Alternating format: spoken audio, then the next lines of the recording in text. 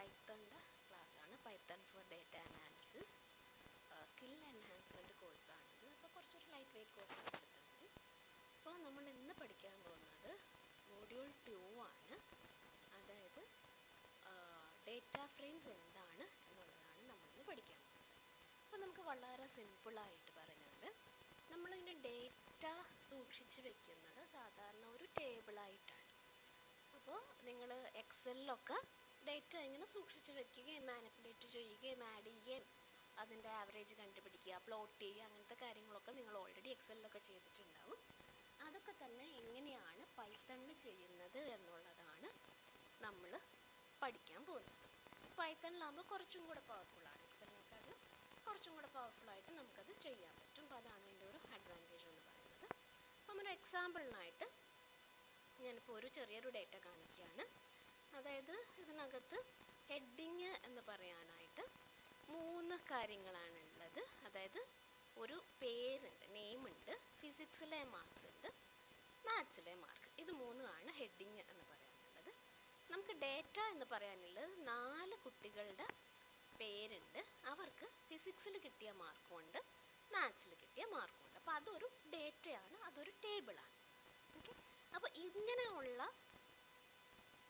റോയും കോളവും ഉള്ള ടേബിൾസിനെ എങ്ങനെയാണ് നമുക്ക് പൈത്തണിൽ വളരെ എളുപ്പത്തിൽ കൈകാര്യം ചെയ്യാൻ പറ്റുന്നത് എന്നാണ് ഡേറ്റ ഫ്രെയിം കൊണ്ട് നമ്മൾ ഉദ്ദേശിക്കുന്നത്. സോ ഇങ്ങനെ ഒരു ഡേറ്റയാകാം. ഞാൻ വേറൊരു എക്സാമ്പിളൂടെ കാണിച്ചു തരാം. ഇവിടെ ഹെഡിങ് നോക്കിക്കഴിഞ്ഞാൽ നമുക്ക് 4 കോളമുണ്ട്. സ്റ്റുഡൻറ്റിൻ്റെ അഡ്മിഷൻ നമ്പറുണ്ട്, സ്റ്റുഡൻറ്റിൻ്റെ പേരുണ്ട്, സ്റ്റുഡൻറ്റിൻ്റെ മാർക്കുണ്ട്, സ്റ്റുഡൻറ്റ് അലോട്ട് ചെയ്ത് MDC ഉണ്ട്. ഹൈപ്പോത്തറ്റിക്കലായിട്ടുള്ള ഒരു ഡേറ്റയാണ്. ഓക്കെ. അപ്പോൾ അഡ്മിഷൻ നമ്പർ കുറേ എണ്ണമുണ്ട്, ഒരു 4 കുട്ടികളുടെ ഇതുണ്ട്. അതേപോലെ 4 കുട്ടികളുടെ പേരുണ്ട്, അവർക്ക് കിട്ടിയ മാർക്കുണ്ട്, അവർക്ക് താല്പര്യമുള്ള MDC കോഴ്സും ഉണ്ട്. ഓക്കെ. അപ്പോൾ ഇങ്ങനത്തെ ഡേറ്റകളൊക്കെ നമ്മൾ എങ്ങനെയാണ് കൈകാര്യം ചെയ്യുന്നത്? ഫോർ എക്സാമ്പിൾ ഇതിനകത്തുനിന്ന് നമ്മൾ അനലൈസ് ചെയ്യുകയാണെന്ന് വിചാരിക്കാം. ഫിസിക്സ് MDC എടുത്ത ആരൊക്കെയുണ്ട് എന്ന് നോക്കണമെങ്കിൽ ഈ ഡേറ്റയിൽ നിന്ന് നമുക്കത് പെട്ടെന്ന് തന്നെ കിട്ടും. അതേപോലെ 900 കൂടുതൽ മാർക്കുള്ള കുട്ടികൾ ആരൊക്കെയാണ് എന്ന് നോക്കണമെങ്കിൽ കിട്ടും.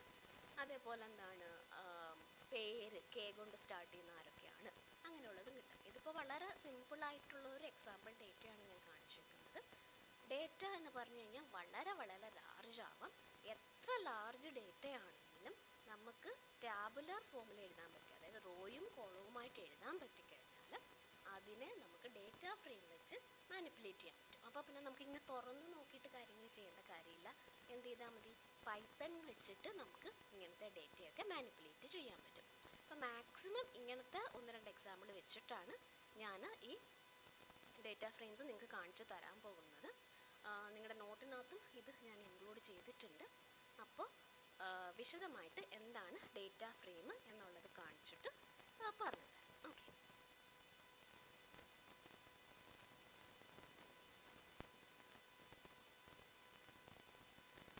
ഇത് നിങ്ങളുടെ അസൈൻമെൻറ്റ് ഷീറ്റാണ്.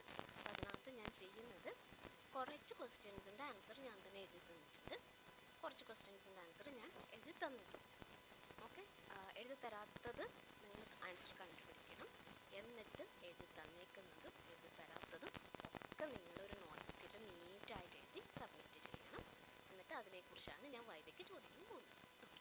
അപ്പോൾ നമ്മളൊരു ഡെഫിനേഷൻ പോലെ പറയണമെങ്കിൽ എന്താണ് ഡേറ്റ ഫ്രെയിം എന്ന് പറഞ്ഞ് ഞാൻ പറഞ്ഞായിരുന്നു. 2 ഡയമെൻഷനുള്ള റോയും കോളവുമായിട്ടുള്ള ഡേറ്റ സ്റ്റോർ ചെയ്യാൻ പറ്റുന്ന ഒരു ഡേറ്റ സ്ട്രക്ചറാണ്. ഓക്കെ. ഓരോ കോളത്തിനും ഡിഫറെൻറ്റ് ഡേറ്റ ടൈപ്പ് നമുക്ക് വേണമെങ്കിൽ ഉപയോഗിക്കാൻ പറ്റും. അപ്പം നമ്മൾ കണ്ട എക്സാമ്പിളിൽ തന്നെ ഒരു കോളത്തിനകത്ത് പേരായിരുന്നു. പേരെന്ന് പറയുന്നത് ഒരു സ്ട്രിങ് ആണ്. വേറൊരെണ്ണത്തിനകത്ത് എന്തായിരുന്നു? അതായത് ആൾക്കാരുടെ അഡ്മിഷൻ നമ്പറാണ്, അതൊരു ഇൻറ്റിജറായിരുന്നു. വേറൊരെണ്ണത്തിനകത്ത് മാർക്കായിരുന്നു, അതൊരു ഫ്ലോട്ടായിരുന്നു. അപ്പം അങ്ങനെ പല രീതിയിലുള്ള ഡേറ്റ ഓരോ കോളത്തിലും അങ്ങനെ ഉപയോഗിക്കാൻ പറ്റും. ഇനി എന്താണ് പാൻഡാസ്? പാൻഡാസ് എന്ന് പറയുന്ന ഒരു പൈത്തൺ ലൈബ്രറിയാണ്. ഇങ്ങനെ ഡേറ്റ സെറ്റപ്പ് ഉപയോഗിച്ചിട്ട് നമുക്ക് വർക്ക് ചെയ്യാനായിട്ട് സൗകര്യമുള്ളൊരു പൈത്തൺ ലൈബ്രറിയാണ് പാൻഡാസ് എന്ന് പറയുന്നത്. അപ്പോൾ എത്ര വലിയ ഡേറ്റ ആണെങ്കിലും നമുക്ക് ചെയ്യാൻ പറ്റും. അതായത് ഡേറ്റ ടാബുലർ ഫോമിൽ സ്റ്റോർ ചെയ്യാനും പറ്റും, എന്നിട്ട് അതിന് മോഡിഫൈ ചെയ്യാനും ഫിൽറ്റർ ചെയ്യാനും അനലൈസ് ചെയ്യാനും അങ്ങനെ ഒരുപാട് കാര്യങ്ങൾ ചെയ്യാനായിട്ട് പാണ്ട കൊണ്ട് പറ്റും. ഇനി നമ്മൾ ഒരു എക്സാമ്പിൾ വെച്ചിട്ട് എന്താണ് ഡേറ്റ ഫ്രെയിം എന്നൊക്കെ ഉള്ളത് കാണിച്ചു തരാം. അത് മേ ബി അടുത്ത ഒരു വീഡിയോയിലേക്ക് ഞാൻ കാണിച്ചു തരാം.